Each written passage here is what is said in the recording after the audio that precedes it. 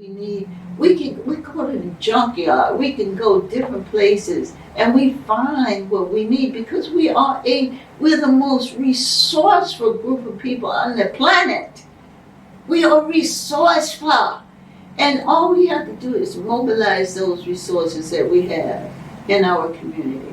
I think, I didn't mean to cut you off, sister. That's all right. When you said that about we the most resourceful people, I can't help but to just think, and I say this to people all the time, I'm like, look at the delicacy that was made out of soul food. Soul food was the scraps that the slave owner didn't want. They didn't want cornbread. That wasn't nothing the slave owner ate. That was some leftover stuff that was just, they discarded. We was able to make a delicacy out of that. Cornbread, the beans, everything that's soul food were the scraps that the master didn't want. And we took that and made that into, there's people right now killing themselves to get good soul food because we've changed that scraps into delicacies. You know, we're so resourceful, we just created what was garbage and made it marketable. One of the best selling foods in the world. You can go almost anywhere and get a soul food, and there's a soul food restaurant, and it's making money. You know, people are begging to have soul food restaurants in places. And we can do it again. Definitely. And we can continue. And we can do it on every level. And I challenge us and charge us because it's our responsibility to take charge of our community, to engage in economic development, to engage in revitalization, to engage in, being on the front line for our freedom, being on the front line for equality for us. That's our responsibility. And we have never lost the fight until we allow our responsibility to be turned over to someone who comes from another community, and because they can't feel what you feel.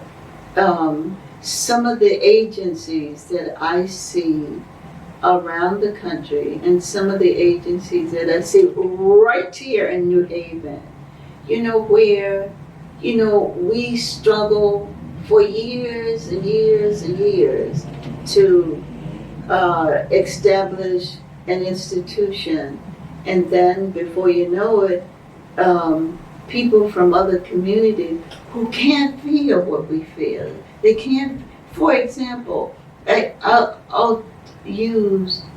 Let me just say, take the Civilian Review Board for the city of New Haven.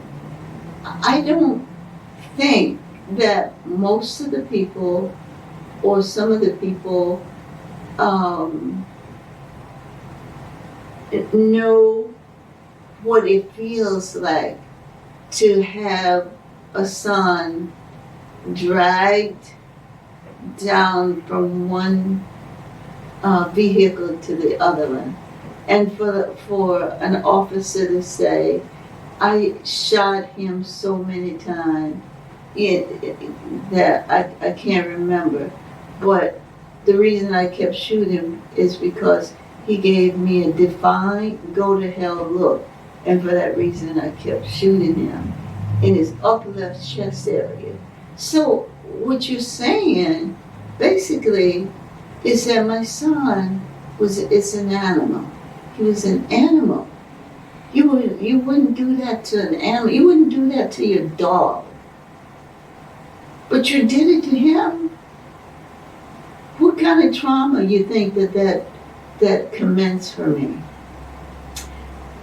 Do I think that that a mother from West Shore can walk into New Haven and say, Emma, you know what? I get it. You know, I get what you've been through, and I feel your pain, and you know, and I'm here, and I am going to assist you if you would allow me to assist you, because that should be your role. You should get permission from me to assist me, because I'm not sure that you know how to assist me, because you don't know what I've been through. You don't know my pain. You don't know my sorrow. You don't know the pain and sorrow that my children carry and their children. You don't know that my mother went to her grave in pain.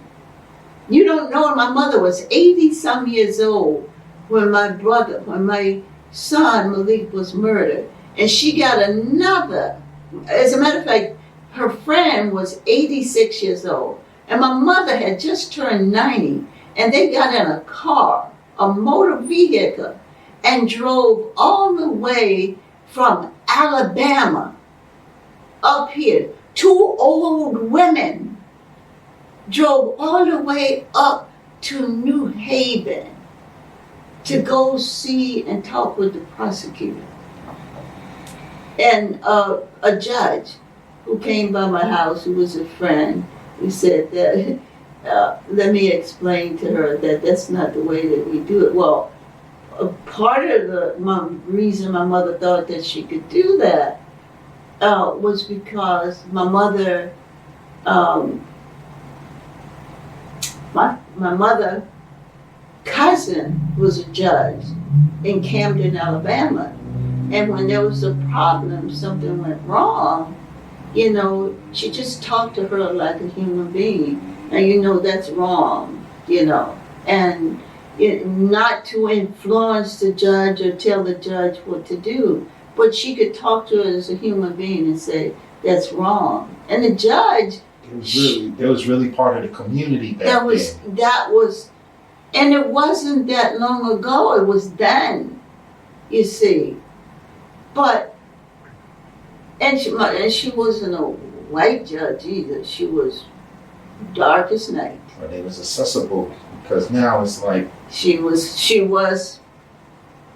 Judge Petaway. That's my last name, by the way. Yeah. And, you know, we have to take our responsibility for our liberation, for our freedom, for our institution, for our success. And we have to make sure that we don't release it to anyone, because we don't know what that person is going to do with it. How am I going to trust someone who walks into my community? You don't look like me. You don't talk like me. You don't behave like me. You don't live where I live. In other words, you don't know me. And you can't, the brothers say on the street, feel me? You feel me? You don't feel me. You can't feel what you never experienced. Thank you.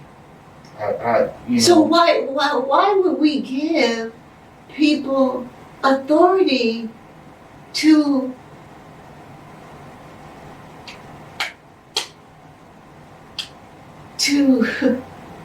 liberate me from something that I'm struggling to deal with, and you don't have any training in it, and you don't have any insight into what it is that I'm trying to do. You know, as I hear you talk, you brought up the Civilian Review Board, and I'm on the Civilian Review Board too, and I just can't help, I haven't said this publicly, but I just can't help to think of the different dynamics that exist on the civilian review board.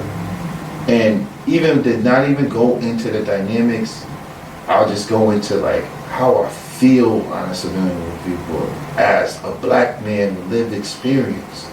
You know, I think, not that this makes me an expert on the civilian review board, but one of the things that the dynamics that exist is that I'm the only one, or one of the few people on the civilian review board that have lived experience.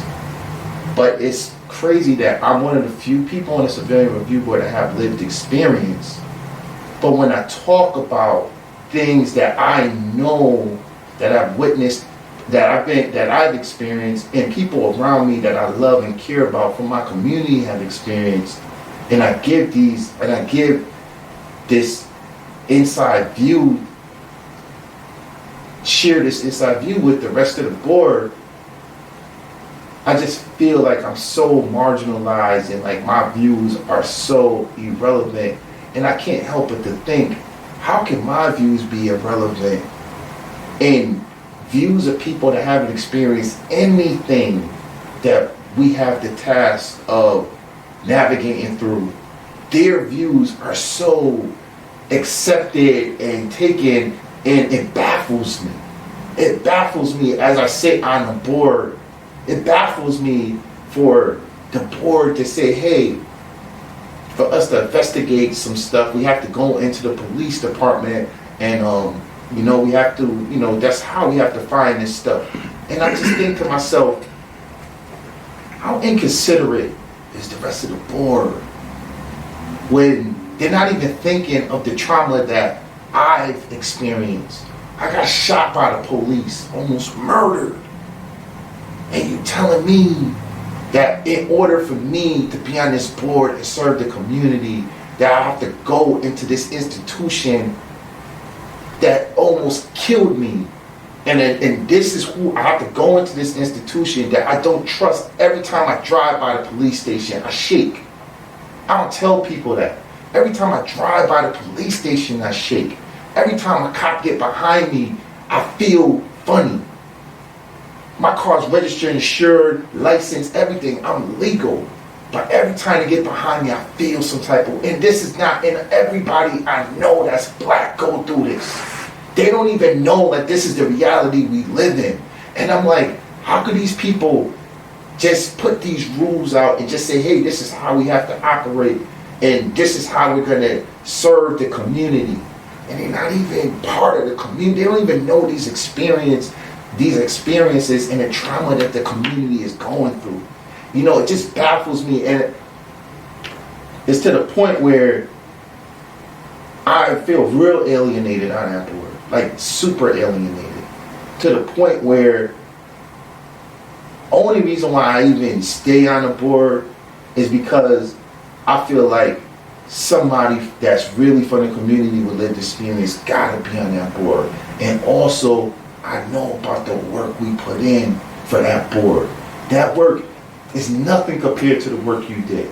But I know on the end part of what you put in for the last 20 years, the end part, I came in the ninth inning. I came in the ninth inning, and I remember going to the board of alders. I remember going to them arguing about stuff. I remember that stuff. I remember us going there. And I'm like, because of that, because of all the work we had to put in to get the civilian review board, that's the only reason why I won't walk away when I see what it's become. Like the people on that board, how they treat me and talk to me. That's the only reason why I'm still there. Because I said, I know what they want me to do. They want me to quit. I'm not quitting. They want me to sit and be a stool pigeon. They want me to not. You can do that. But and I say this, and I put this disclaimer out there, please, our community, when we start advertising for the Civilian Review Board, please come out and join. We need people with lived experience on that board. We need people. We need people with lived experience. We just don't need people that want to run for political office and people that want to they have political aspirations or they want to do other things, and they're looking at the Civilian Review Board as a stepping stone, or they want to promote books that they wrote on black people experiences.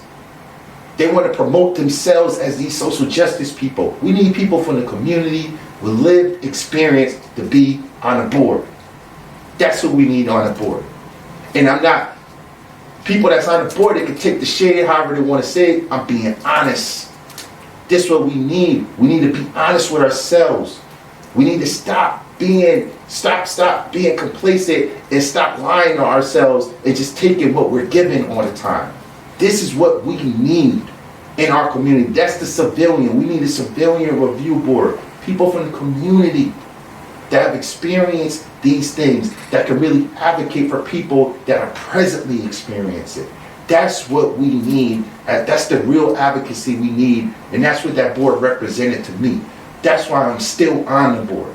And I won't let the people force me into a corner where I'm gonna quit or I have to quit. I'm not letting that happen. I'm not. And I just put it out there again. Our urge community is coming up soon, or it's gonna be coming up. I'm gonna be one of the people advocating that people from the community, please come out, sign up, look, whatever entity, however it's gonna be set into play on how you can become part of the Civilian Review Board. We're gonna put that out there and we're gonna be promoting it, you know. But I just wanted to put that out there. But this is not, you know, the Civilian Review Board. A lot of people don't even know what you did and the work you put behind for that Civilian Review Board to be established. So I just want to ask you, the work, what did you do for the Civilian Review Board to be established? What work had to go behind it? And also, why did you even pursue the creation of a Civilian Review Board? Wow, that's a really loaded question. I apologize. You know, I just know the answers to this stuff, and I just need the public to know this is the history of who you are and what you put in. And I think people take it for granted all the time. I know the history, so I want the masses to know the history. Well, let me put it in the shortest context that I can put it in. In 1997, when my son Malik was so brutally murdered, and I say Ku Klux Klan lynching style, by Robert Fly, because I knew I couldn't live with what had happened, that I literally could not live. I would prefer to have died than to live and not do anything. That's a very strong statement, but it's a very true statement. That's how deep the pain was. And the pain is still there. And so one day, as you know, I'm talking to my children and some other people, I said, you know, I remember that there was a brother who had mentioned a long time ago that we should have a Civilian Review Board and in a meeting, and nothing ever happened. No one ever did anything. And this is a problem that we have. We have wonderful ideas and we don't do anything with them. And that's what I'm talking about when I say we have all these resources available and we're smart and we can do it ourselves. We don't need other people to come and tell us what to do. So anyways, I knew about the possibility of a Civilian Review Board. Micah Jefferson had mentioned we should have a Civilian Review Board. And so no one ever filed anything, no one ever did anything. And so I said, I definitely cannot live knowing that some other mother and some other family is going to be subject to the same kind of trauma that me and my family have been subject to. I don't want to see anyone go through this. It's too hard. It's too painful. And it's too inhumane to have people suffer like that and then have to get out there and struggle on every level trying to find justice, whether it's from the courtroom, the boardroom, through every other room that there is, and you have to struggle. So in talking, having those conversations with people, I just said that I think that there are a number of things that we have to do. We need to get tamper-proof monitoring devices, where when an officer get in his vehicle, he will not be able to tamper with the monitoring device. We need to have citizen review board, and I thought that it should be an all citizen review board.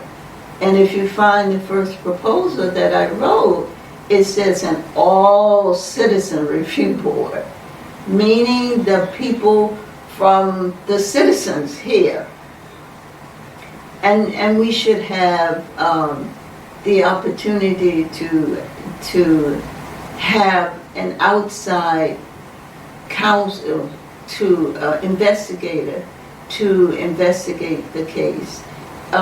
Anywhere that there's a police involved shooting, that there should be an outside investigator investigating. And supposedly we have that rule. As a matter of fact, it's called the new Malik rule, and I don't think that people use it. But I did get it passed up in Hartford. What year was that? The new Malik rule, I don't remember the year because it's just been so many things that we did. I don't even want to cut you off, but I urge people to just look into this history. Just look into this history. It's a lot of stuff she's going to be saying that I know a lot of people wasn't here for. They weren't even born. A lot of these young people they call themselves social justice advocates and stuff like that. I just urge you to look into your history and really look at the work that was put in before. I'm sorry to cut you off. That's all right. And as a matter of fact, I felt so strongly about it. I remember sitting on the deck of my house talking to the NAACP, to Tony Dawson, and just, I can't call all of the names of the people. There were just people from all over the city, just who were there to try to figure out what is it can we do. And one of the first things that I said I wanted to do was to go to East Haven to find out why this officer did what he did. And I wanted to talk with him personally and I wanted people to go with me, but I reminded them, if you don't go with me, because I'm ready to lay my life on the line. And I was. And it was that serious for me. And it still is. And some of the people said, well, you can't go to East Haven because if you go to East Haven, not even the Black Panther Party went to East Haven or Martin Luther King during the 60s. It's really bad out there, and everybody's terrified just to drive through East Haven. And so we can't go to East Haven. I said, I'm going. And guess what? I'm going if I have to go by myself. I'm going. Yeah, I'm going. And I meant it. And so people were reluctant. We can't go. But then there was some people who got together and got flyers, and the next thing we knew, there were so many people that you couldn't even count them. As a matter of fact, there was a helicopter that flew up in the air over us, and I was told by Dick Gregory that he knew someone. May he rest in peace. May he rest in peace. Dick Gregory came down to see me. And Dick Gregory told me, he said there was over 4,000 people who showed up.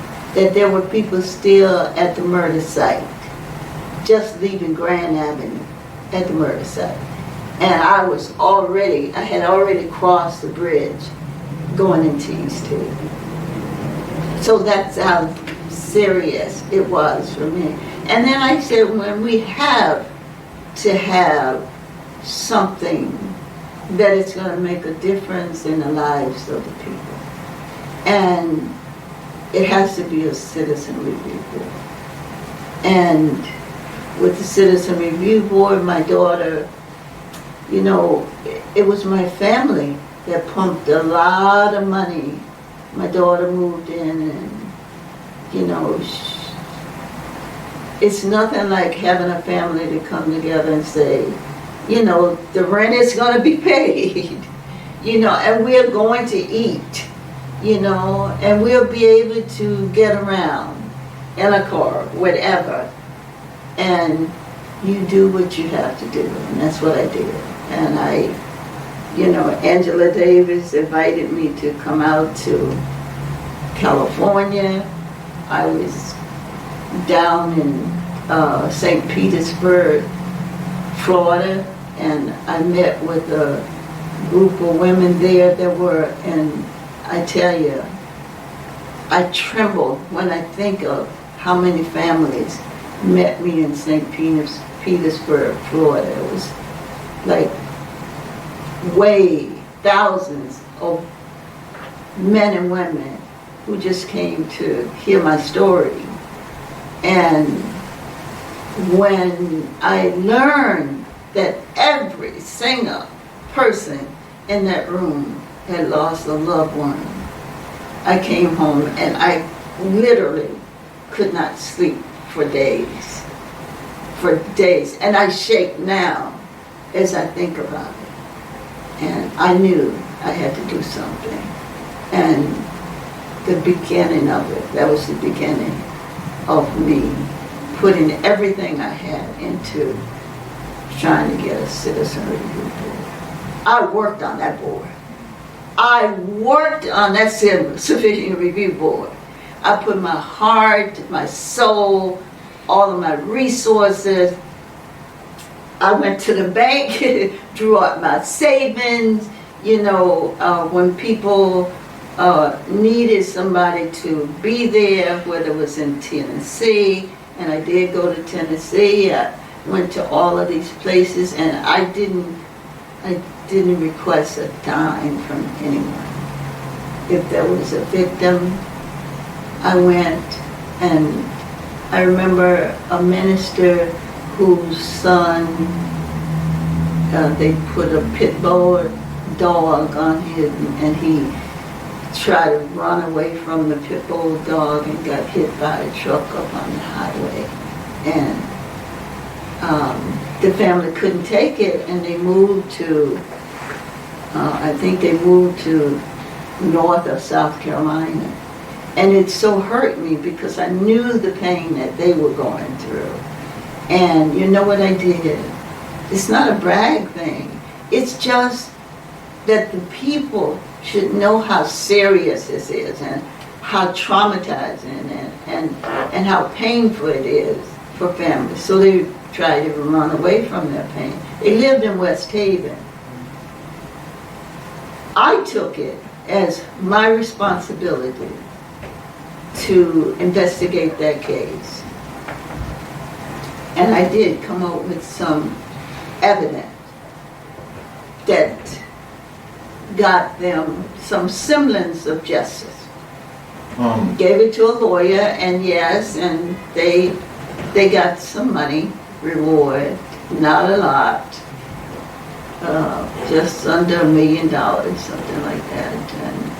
But thank God they did get that.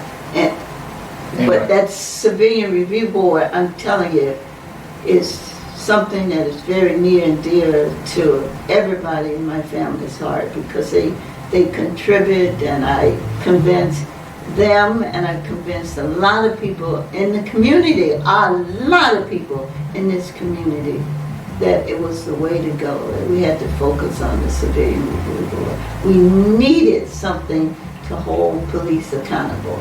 And I still think we do. And I just want to thank you to your face right now for putting that work in. We want to give you your flowers while you're here.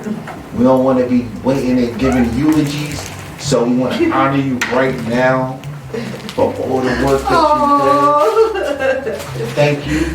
Oh my goodness. Oh my goodness.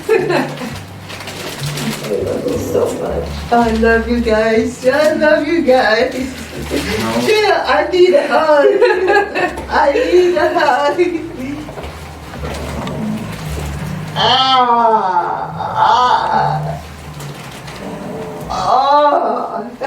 I really needed that. Oh my God, I needed that. Thank you so much.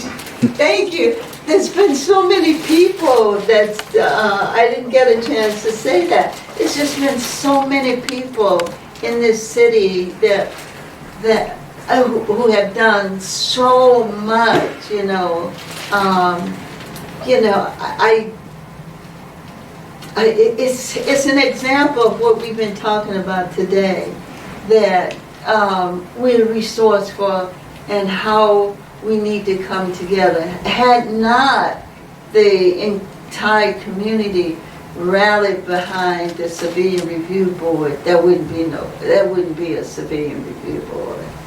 You know, there were new people who came, there were people who were already here, there were people who just came and went. There were people who died trying to get the Civilian Review Board. I remember Philip Dennis, you know, he was up in Vermont, you know, and he was up there to talk about the Civilian Review Board.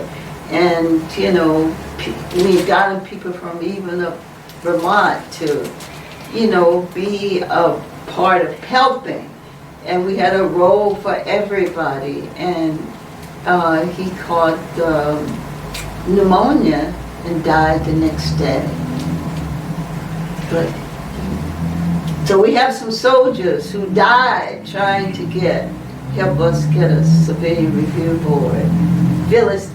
Philip Dennis was one of them. And by the way, he was our camera person and recorded a lot of what we did, and we have a lot of documentation. And, you know, there were older people, there were younger people, and like you said, Jay, there were, when the Civilian Review Board started, I didn't have what young people have today. They have the internet, you know, they can just put something up there on the internet and everything and people come out. No, we had to actually go out and organize people. We had to put out flyers. We put notices on people's cars and in their mailboxes. That's how this movement started. It was a real movement, but it joined us together and made us stronger. And now, and there was no other, I didn't know anyone who was organizing, doing this kind of work when I started. Not a single soul.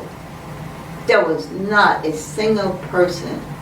As a matter of fact, I was told that if I wanted to do this, when I told people I was going to do this kind of work, they told me that, well, you know, black people have been getting murdered and falsely arrested and beaten and killed and all kinds of things, and nothing has happened.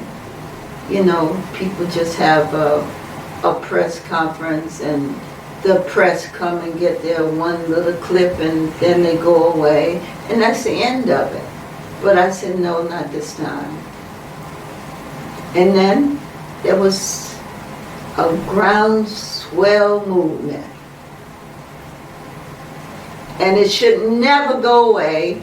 And I encourage everybody and challenge everybody, don't let the groundswell movement that started on the blood of Maliki Jones ever stop flowing, and take the full responsibility of your own liberation and freedom.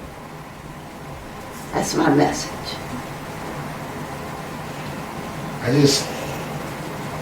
That's so powerful. Like everything you just said. I mean, every time you talk, I always learn something from you just hearing you talk. I learn something, and it just humbles me and just makes me, I feel like it makes me a better person. It just gives me more perception of how to move in the world. And I know, like, I want to ask you just to set the record straight.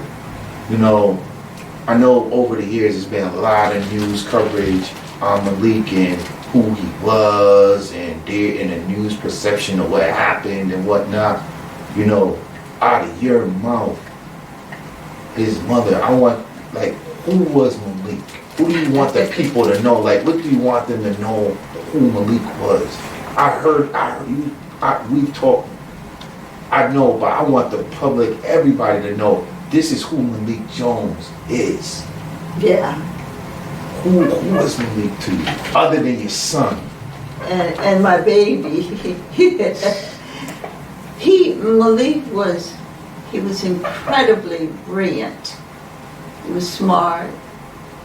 He was a Muslim. He took his prayer rug with him. In fact, even if he went out with the boys, he had his prayer rug. And Malik was someone who, when he was very young, like, I think we let him start when he was like 6 or 7 years old, karate. He had a black belt in karate, and his hands were so dangerous. They were, how they have to be registered. Yeah. So he was very smart kid. Graduated from high school and was headed to college. Had gotten accepted in college. Had a beautiful daughter, Priya, who's just gotten her master's degree from the University of San Francisco at Berkeley. And she's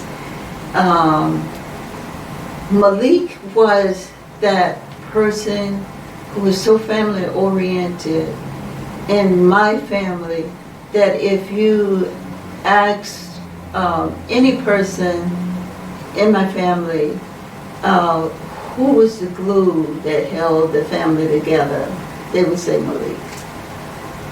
Just go outside randomly right now and line them up. They would say, well, who was the person? Anytime that anything happened, no matter what it was, he was the first person to say, come on, family, come around the table, let's talk, let's talk about it, let's have a talk. And he was not just that way when it came to his family, but he was like that with his friend. He genuinely loved his friend, and he was committed to, like, doing anything that he can do. But one day I came home from work and his room was empty, and I said, what happened to your furniture? And he said, Ma, you taught us that that we can make our own decision about what belongs to us. That was my bed, right?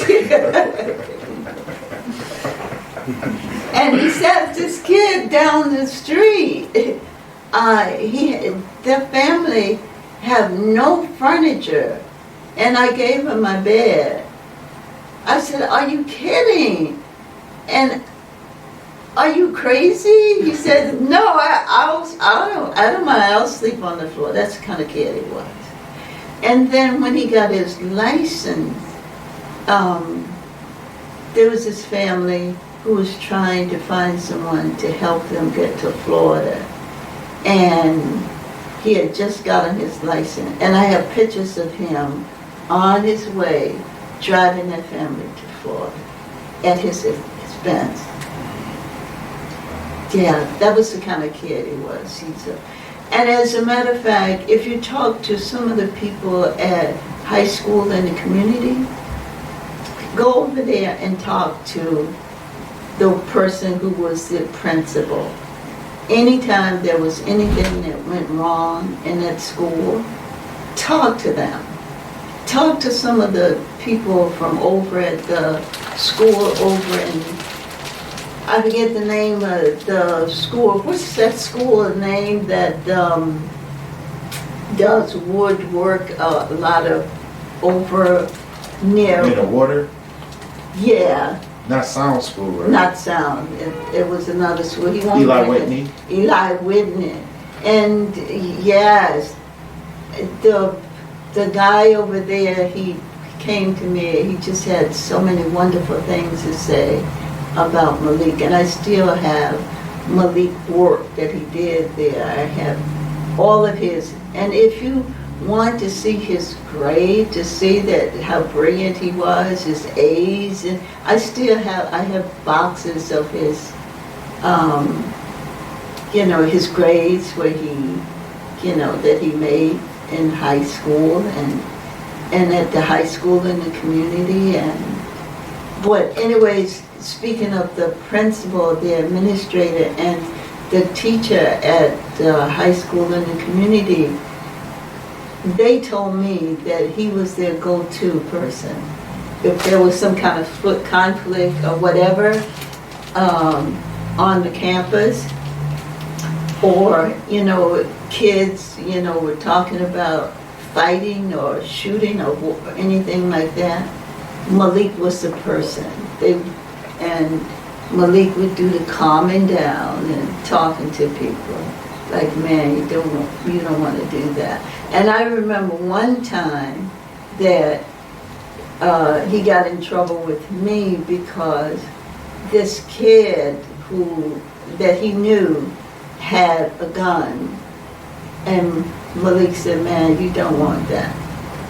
Give that to me. And he put it in the trunk of his car.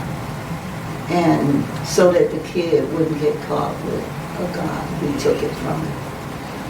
And that was the kind of kid that he was. But, he got painted in the paper as this person that we're like, who are they talking about? This is not the Malik that we know. That's one of the reasons why. So thank you for asking that, because that's the first time that anyone has ever asked me. And as a matter of fact, Michael Bolton? Michael Bolton. The singer. Yeah. He used to go to Urban Youth. Yeah. I used to go to Urban Youth. Malik, he loved Malik. Malik had he bought his daughter a Volvo, and Malik said, oh, that's the first time I've ever seen a Volvo with real eyes. He was funny. He was a comedian. He said, oh, they got eyes. Oh, when you open the thing up, the eyes open. You remember the Volvo where the eyes open? The lids That's open. what the lids open. So anyways, there was a place that the kids used to go to, Montego Bay. And The during old that Van time, Dome. The old Van Dome. Van Dome is what it's called now. But it was called the Montego Bay, and so they would go there, and I could give you so many stories that people have come to me that I'm going to write a book about, and but I knew Michael Bolton and his daughter. If his daughter, if she went to the Montego Bay with that car, they can count on if she drank a little too much. There was this one kid who would take the keys, drive her home. That was Malik. He did that.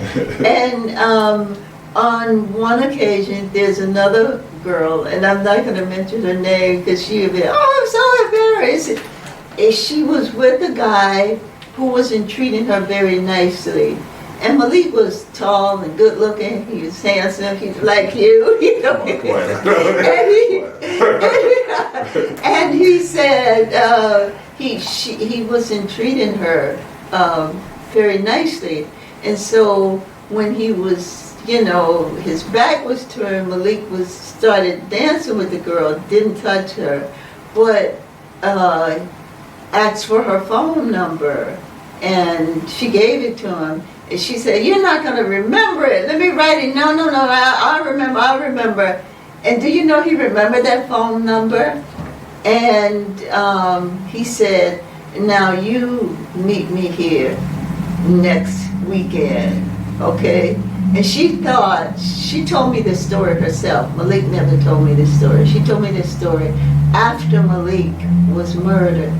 She was shocked. She was clerking at Stop and Shop, and she said Malik did meet her there, and she dressed up really nice because she thought she was dumping that guy, and she said Malik had told him, "Don't bring your boyfriend," and she didn't bring him. And he said, "Look, I got someone really nice I want to introduce you to because you deserve better." And he introduced her to the guy she's married to today. Wow. Yeah. Wow. So that's I think that speaks volume for the kind of kid that he was. He was like that. And she said, and I was all excited, I went because Malik was popular around the school. And so she was going to be with the most popular kid at the school, Malik, played. And she said she was disappointed, but then in the end, she's very happy because, and I had people to come from other places too, because those kids, high school and community, they were a different group of kids. They weren't quite like the kids who went to Wilbercross or... Oh man, come on, I went to Cross. Yeah. But now I know I get it. You I know what I'm exactly talking what about. Yeah, I know exactly. They just went to that little hoity-toity school, right? Yeah, so, and so there were so many of, and it had a lot of white kids there too. So, and they drank a lot. So Malik was always taking one of them. And I was driving under that underpass over there on Lombard Street, and a woman was blowing the horn at me. And she stopped me, and she told me she was from, I think she said she was from Orange or some community, white woman, and she told me the story. And if I can give you one story like that, I can give you like multiple stories. That's who Malik was. And he did not get what he deserved. He didn't. I mean, the reason why I asked you that question is because, and like I said before, I see all these stories and I see all these narratives that they try to put out about who Malik was, and we don't have control of these entities that put these narratives out. And I feel like what we got right now... Can I interrupt you? Yes. The public policy of police containment. Control the media. Dedicate. Control the media. And one of the things that we use this platform for is normally is to highlight what people are going through behind the walls. you know, people that are incarcerated, what their families are going through in the community, supporting them. But is no platform that we have where we control our own narratives. And I feel like that's so important. Even when I was going through what I was going through, and I could read the newspaper articles, I can remember times where, and you taught us, like I remember having meetings in your house where you were like, hey, this is how you talk to the press. You talk to them like this, that, like you. I remember these schools where we were training in your house eating salmon. Eating that world famous salmon. Yeah. Eating salmon. And she's my favorite. and she's teaching us like, yo, you gotta talk to the press, you gotta say, and I can remember like feeling so good, like, yeah, we did it the right way. And they just manipulate and flip our words into a completely different narrative to the point where I felt disgusted talking to the press after a while. I was like, no matter what, they're never going to get the story right, because what they want the story to be, they have the power to make it that and manipulate our words that fit their narrative. And it just to me, that's why I appreciate CTV and I appreciate these mediums, because they give us the outlet to make our own media. And this is what inspired me to this point now, where I'm like, for us to have total control of our narrative, we need our own media. Yeah. You know, and I it's so many times I can't even count how many times I just look forward to a day where we could have the discussion we having now and set the record straight on what really happened that day.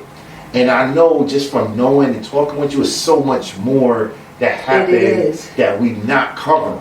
We're just touching the surface of what happened. Yeah, because I didn't get to talk about how this was racial profiling in Border Patrol, and we got a racial profiling law too passed up in Hartford. It's not exactly what I wanted it to be, but it is they passed a lot of the laws that I wanted them to pass, but not in the way in which I presented it to them. They just gave something so I can go away. I know how I see, we see time after time again, laws where some stuff we want, and then we always got to compromise. We always have to compromise with these laws, and that's just the norm, and I guess that's why legislative sessions exist. We always have to go back and argue a law, get a law in, fix the law, argue new laws, and that's the system. And quite frankly, I have little faith in this system. I feel like we should be having faith. And I don't want to get political, because this is for you. We're honoring you and all of the work that you've done to establish what people are doing now, social justice, and really, and we're big in Malik name amplifying it, and that's what this is for. But I just see the rat race of us, always going up, having to shimmy to some politicians to get something done. It's just the way it is, and.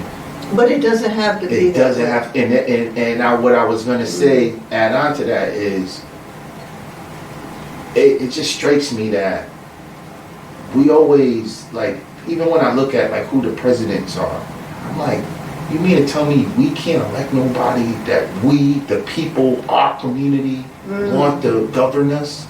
We always just got to take who they give us. I'm just like, this is who we never can come together. We don't have to be part of a party. We can just say, yo, this is our community. We got a constituents of over some 100 people, and this is who we want. This is who we trust, not somebody that is not from our community, never experienced anything we experienced. Why do we feel we don't have the power to do that? And I feel like that's what a real political system would look like. And that doesn't exist. The closest to that is the aldermen. That's the closest where we have people from our community that we've elected. And I've seen aldermen that's not from our community move into the area so they could get elected. I've seen it. I'm not going to say no names, no blame, but that's the reality. That's the reality. We know this. You know, we know how the system is manipulated for people to benefit off of it.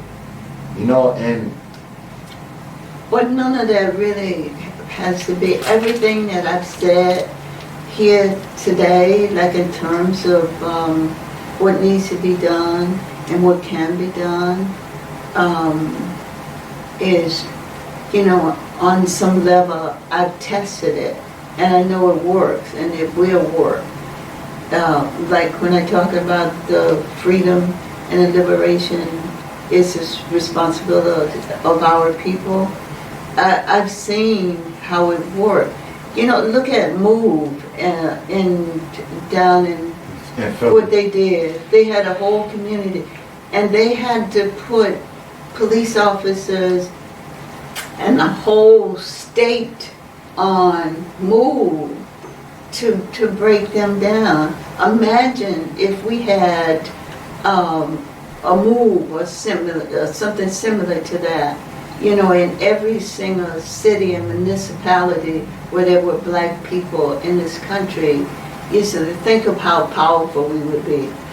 Think of how powerful we would be if we said, if we made it clear that the political system is not representative of us.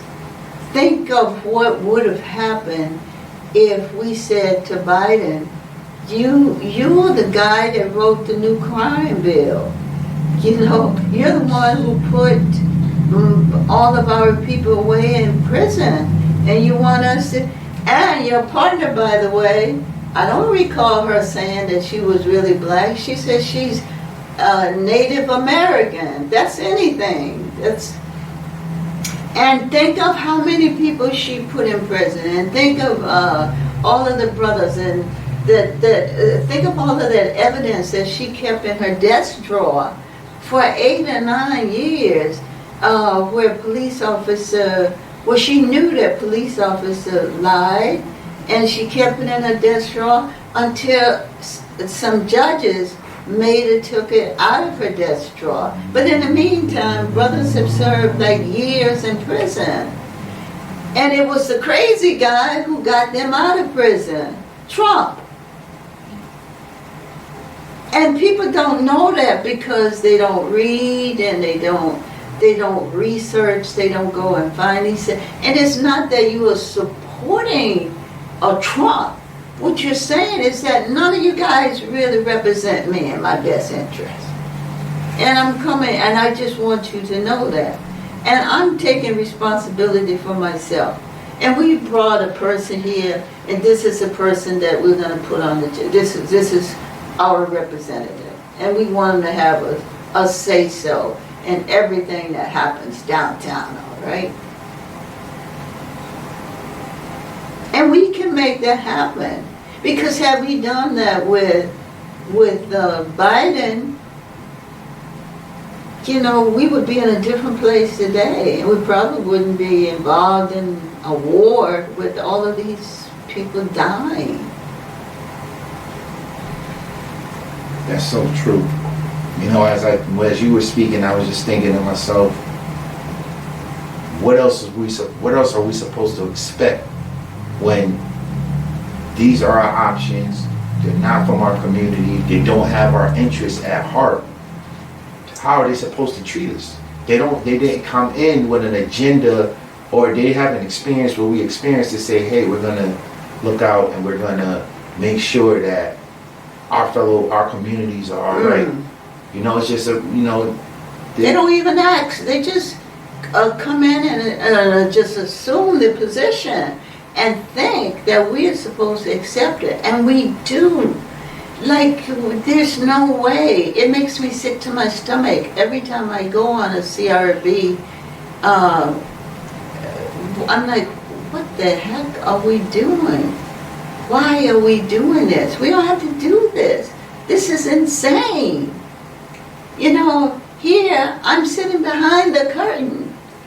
I am the person who's started and organized and orchestrated and led the movement from the beginning to where we are today on the CRB. And there's some punks sitting behind drawing graphs trying to intellectualize the murder of my son. Ain't nothing there's no graphing about keeping no chart on how many people were abused. We have so many we can't count them. Just tap on any door and see if there's anybody who's escaped. The only one who escaped were those people who fly out to the suburb, but guess what? They don't escape either. Because I forgot to tell you about my friend whose husband was a judge in Maryland, whose son was playing tennis with two white boys, and on his way home, he's driving his father's Mercedes. They are away on vacation, and the next thing you know, they pull him over, and because the mother he didn't have the same name as his father, they took it as a stolen car and shot the kid. He's dead. The father was so blown away, was a judge, that he couldn't take it, and he just resigned from the bench. Did nothing. He was too devastated, too much trauma. And I met with his mother down in St. Petersburg, Florida, trying to get involved, to try to, save her family. And it got so bad. And I can give you multiple names, just so many names of people whose family just got broken up, shattered. Lives that were shattered, just husband and wives that you never thought would get a divorce, ended up in divorce because they, And then they started blaming each other. Like one of the things that and I'll share something personal. My ex-husband was on the media, and they were saying, they were talking about the kid that Malik was with at the time of the shooting. Malik had, the kid had an old, dilapidated, and I neglected, I didn't say anything about it on an old, dilapidated car that hadn't been driven like in years. It's been sitting. And Malik was over there helping him get the thing started. So he wanted to see if the thing would run, the car would run. And so they drove in through East Haven. And Flyquist was actually sitting, before you go, when you're making that turn to come down that hill from the light between New Haven and East Haven, he was sitting there right down before you get to the TJ Maxx and those other stores, and there's a big car lot over there. Yeah, where he would sit, Main Street, yeah. So he was sitting there, facing them. He got a call. I think, not to cut you off, I just want you to put, just to say this part, because I know this part, and I'll say it, you don't have to say it, but he was sitting in a police paddy wagon. It wasn't a regular patrol car. Exactly. This happened with the paddy wagon. The paddy wagon officer, their only job is when regular officers arrest somebody, for them to transport the arrestee or whoever got arrested to the lockup. I'm sorry I took that from you. Yeah, what I was going to say, that he saw Malik driving straight, and then he was like this way, facing the street. And Flyquist got a call, and Channel 8 had that information, and they said they were going to give us the tape. But then they never gave it to us, just like they never gave us a tape of him dragging Malik between the Medica team and the Petawagon. But anyways, so they got a call to, these officers had been investigating a case involving some guy in a red Subaru. And that's what the call was. And the car that Malik was driving was a gray Oldsmobile, really old one. So gray and red is very different. And so Malik had gotten up to the light where you're going up on the highway. That's where he was. And Flyquist came up behind him and followed him. And they didn't, according to Cruz, they didn't even realize that he was following them until they were almost at that exit to get off. And he said, I'm getting off at this exit, because he is following us. They didn't have any idea that the guy was after just following them until then. And so Malik sped up, he said, in the car. And the car, later, the car was held by Breland. And there was a black chief of police at that time, Mel Waring. And he came to me and he told me, he says, you don't have to worry about the car. This car is going to be tested, and it's going to be tested fairly. And he did do that. And the information never came out in the media that the car didn't have the capability of going beyond 30 or 40 miles an hour. They said it was a high-speed chase. It was an old dilapidated car. It hadn't been running. And, you know, two kids, Malik knew more, but the other kid knew nothing about how to jump start a car, you know. And so he got the car started. That was never a high-speed chase upon the highway. Did it ever come out in the media? No. I've written it in my press releases 1,000 times. Never came out. The public policy of police containment. That's what that's called. That's what I call it. That's what it is. I mean, where they all get together. That's what I'm talking about. The whole system get together, and you can't trust one system because they're all in, when it comes down to us, they're all in cahoots together. The banks support them. I know how they do redlining of us. You know, I know people, when we were doing that work over in the Hill, you know, I knew this man who had owned 3 or 4 houses. And then when he went in to get a bank loan, when he wanted to buy another house, they turned him down. And so we were like, don't worry about it. We're going to help you. So we got that UDAG money, and we gave people like $5,000 each. And the rest of it is sweat equity.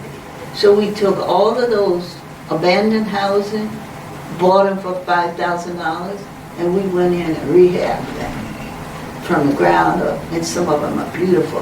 And it's the only street in the city of New Haven where people actually went in and rehabbed there. I'd like for you guys to go over there and take a look at Ann Street. And it looks completely, like I said, got a playground for the kids. I'm from the Hill, so even growing up, I'm from like Congress Ave, that side of the hill. Even growing up, Ann Street looked different from the rest of the streets on off of Congress Avenue. It looked different from Bowling Street. It looked different from Asylum. It looked different from Davenport. It looked different the houses on Ann Street, and Ann Street is a small street. There's a playground with a water sprinkler. It's like its own micro community within its community. Even the houses, they're built different. You know, it's just when you go on Ann Street, you can see that it doesn't match up quite to the rest of the other streets off of Congress Ave. And I didn't know that growing up. It's only when I got older and I started to hear what happened with the Black Panthers and how this street was revitalized. And even back then, I didn't know you were a part of that. I didn't know you did it. I didn't know. I was the executive director of People Acting for Change, PAC. And this is the stuff that, see? And I know people don't know this stuff because I grew up not knowing it. And I know, like, this is what people, the greatness of who you are, people don't know that. Like, I had to learn it as I got older, and I was like, wow. Yeah, we did some real work. The People Acting for Change, and we had beautification where there was and here's where the power comes from. If you can organize your street, take some control over your street, every block, you know how powerful it would be if every single street had a block association. The block association, what we did was we got a phone tree, is what we call it. And if you were the captain of the block association, you were in charge of what happened on the street. If anything went down, people would report it to you first. You would take that information, you would know exactly what to do with it. If you call a block association meeting, you call the first block association person who's over on the next street, and that person called the next person, and it got around really fast. It wasn't one person doing all of the work, so everybody was all connected. Once you call that one person on your street, then you call the next, that one person, call everybody else. And then And that's the street. The second one called the next one, and that's going to call the third, and it got around. And if they missed someone, they had a list of the people, then they would just, especially if it was an urgent situation. And we were able to put together like buses, loads of people, and go up to Hartford and rally in like a moment's notice, just from doing block association. It's powerful. We did it. I know it can happen. I know too. I mean, a lot of the stuff that we like. The credit union too, excuse me, that's the other thing. Because we understood that they were doing redlining. I went out to out to Berkeley Law School, got some training in community-based economic development, and they trained me to be able to go into any country and be able to do an analysis of the infrastructure of that country and be able to tell them what kind of social system and what kind of economic system they needed to build up that infrastructure or to start an infrastructure, how to do that. And I still know how to do that. But in the city, you can't do it because the two things that's happening against us, we didn't get to talk about the first one. It's that we are so jealous and so competitive against each other that we don't understand the importance of us of our liberation through supporting each other. And so we have to be able to unite. I use the word unite. We have to unite around what is in our best interest. That's in our best interest to have our own system set up. And this is the only way that we can do it. We can't do it depending on other people. We can't do it because the government gave a few people a few $1,000s and they set up some helter-skelter kind of organization that only served their interests. That's not the way that we're going to make the significant difference. We're going to make that difference by, organizing in a real way. And that's organizing. And we don't know anything about organizing. I do because I was under the leadership of Stokely Carmichael. I stayed in the house with Stokely Carmichael. In my grandfather's house, who gave them a house and said, "You guys are freedom fighters. You could stay in that house. You could have that house." And I'm one of the kids that when they deputized those posses, that's what we call them, deputized posses, who would go and act as police officers. And if you had a big demonstration, they were upset about it, they'd come about and just shoot. And I was in a house where they did that. And Eric Jones, who was from Howard University, threw me in the bathtub. So when they were doing the shooting. So you talk about the experiences. Yeah, you gotta have some experience to know what it's like before you could really do the work. If you don't have any sense of the work, like being in the Army, they train you something before you go into the Army, the military. Basic training. It's basic training. And then when you get there, you have some idea of what to do with that gun. And you gotta cover, you know who you are supposed to cover. You know what color jacket they wear, you know everything. That's what this is. This is a war. And we have to treat it like it's a war. And if we don't treat it like it's a war, and we keep treating like everybody's our friend, and just because 2 or 3 white people invited us to their house and they let us play with their little babies, everything is, it's not all right. We have to make it all right. And I don't blame nobody now but us, because, the rest of the people, they're doing what they're qualified to do, and what they are trained to do, and what they are oriented to do. They weren't trained to come out and be the best of human beings in the whole world. And you see what the leadership does. We had no business over there starting a war, in Afghanistan. But that's what we do. I just something that you said that jumped out, and I feel like it's so profound. And this is a disclaimer. I just ask people to please, from the community, become involved with community organizing. Learn, young people coming up from the community, even old people from the community.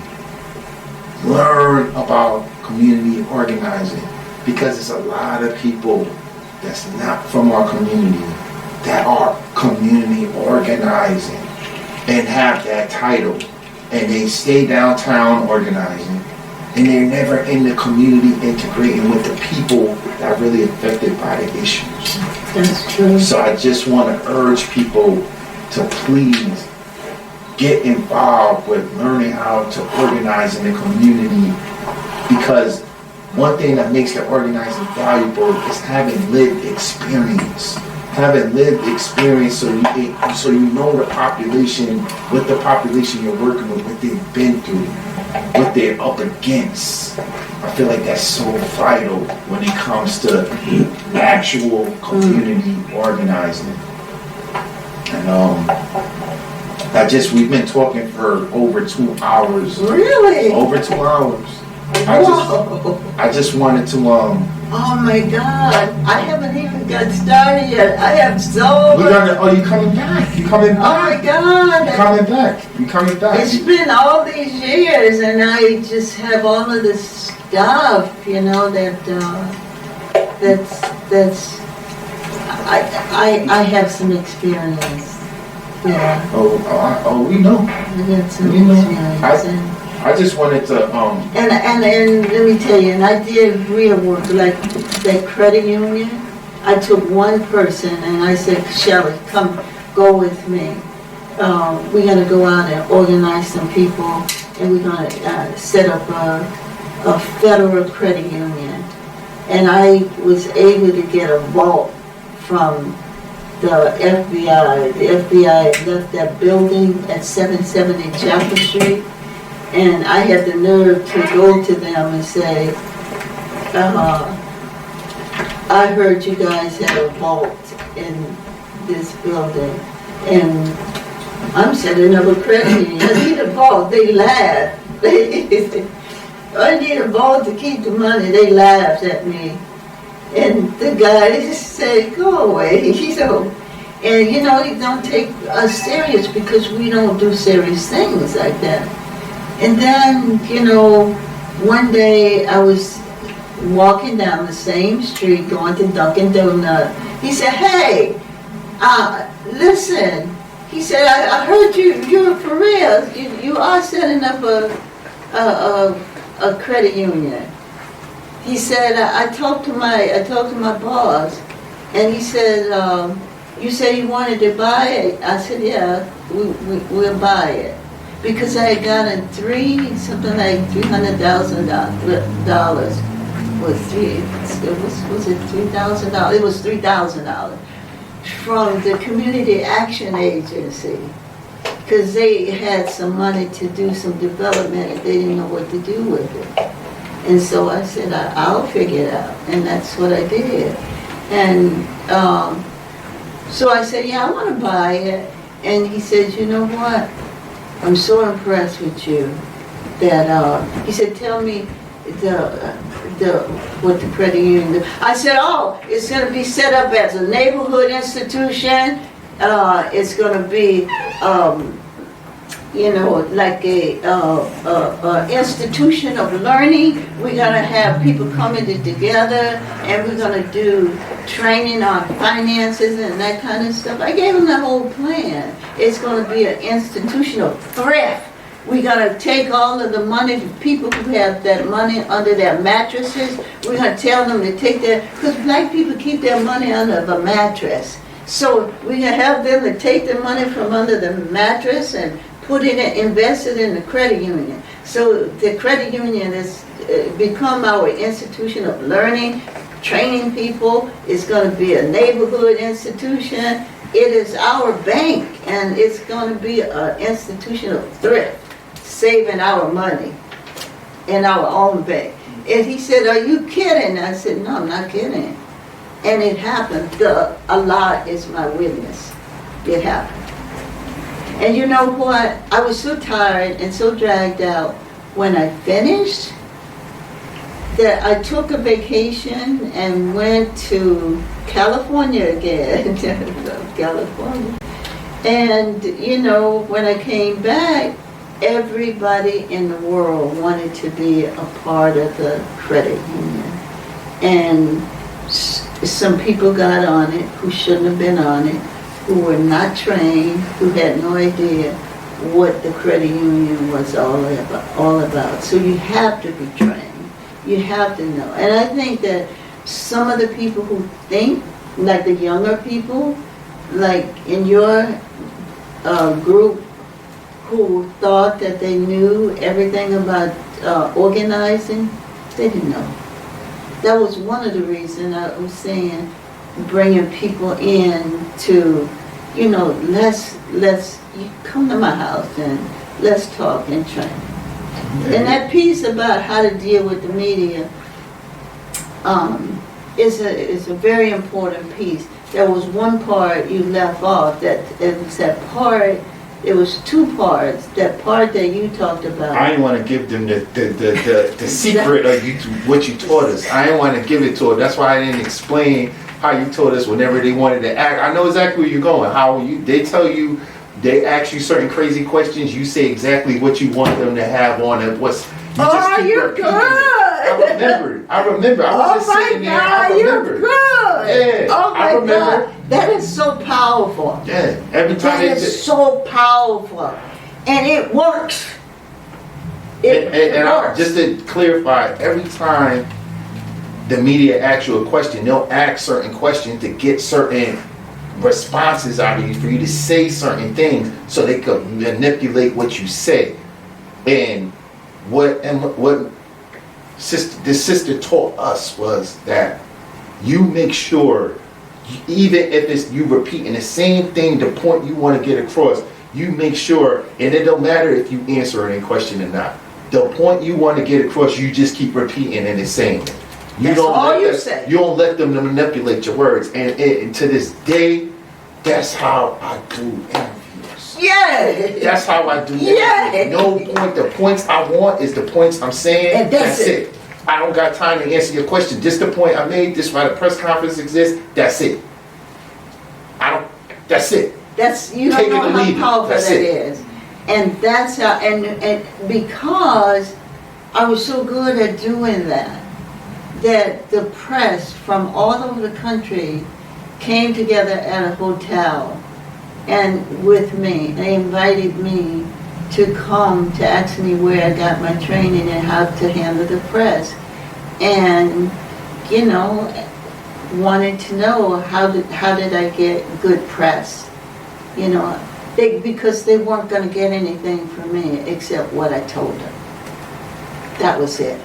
And that's the secret right there. That's the biggest, you're right. That's the most important part of it. If I didn't care what they offered, I didn't care what they said about Malik, I don't care how they phrase or rephrase, I don't care how they put their question. The point that I wanted to make is the point that I said, and that's all that I said. Nothing else. If they wanted me to say something about, the car, something, I didn't care how nice it was they wanted me to say. I didn't care. I had a point that I wanted to make, and I made that point. On April the 14th, 1997, at about 6 o'clock in the evening, Officer Farquhar drove into New Haven and gunned my son down, Ku Klux Klan lynching style, as my son sat unarmed and boxed in a car he had been driving. And then, what about, they said da da da da da, and I repeat, on April the 14th, 1997, about 6 o'clock, and then another one asked me, and I said something like that. And they know I got a lot more to say. What now? And guess what? In the paper the next day, they may not say that part about he was, but some of them did. That she said Ku Klux Klan lynching style.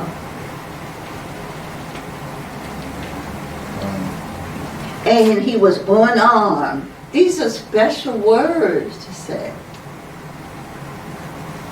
I just want to, again, I just feel blessed to be able to have this platform that you can come and just share the reality of what happened to Malik and just the reality of your experience and what you've been through, and just give this to the world. because I feel like for a long time now, the world knew snippets, and even now, you're going to come back to the show because it's so much more like we need to cover. It sure is. Like, I want to talk about the FBI.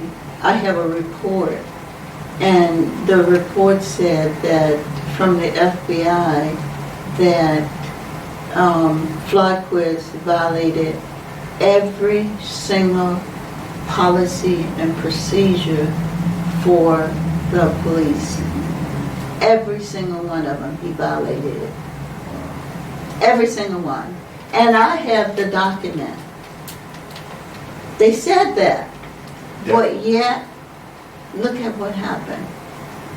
And we want to save that for another show, because what happened is an atrocity within itself, and there's so many different dynamics to why that happened, and I feel like we'll be here another couple of hours talking about that. But I feel like we covered enough. We have enough content as of now that we are giving to the public, and I just hope that people, the community, appreciate this content, really go over it, and really get the jewels out of what we talked about today, because it was heavy jewels that I got today out of our conversation. And sister, I just want to thank you for blessing us with these hours that you shared and you gave to us. I just want to thank you, and I appreciate you just being the person you are, and I appreciate everything that you contribute to me and so many other people in this community. Thank you. And this is the first of many more episodes that we're going to have together, inshallah. Yeah, inshallah. All right. On that note, everybody, thank you for joining us, and I hope that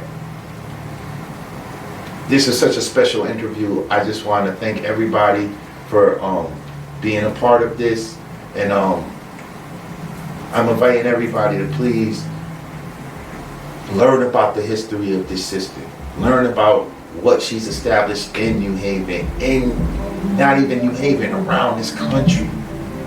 Learn, look into it, so you can really see the jewel that we have within our city. That this is a pioneer that established so much social justice stuff that's happening right now.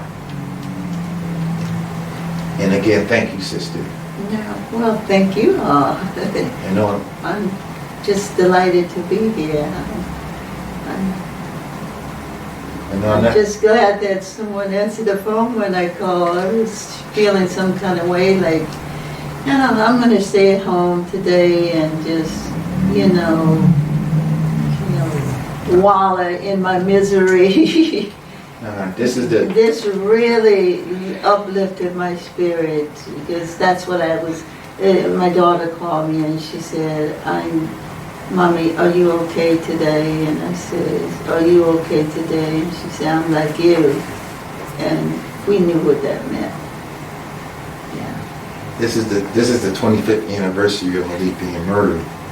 And I vowed like a long time ago that there's not going to be an anniversary that goes by that, something is not done to honor the life of Malik.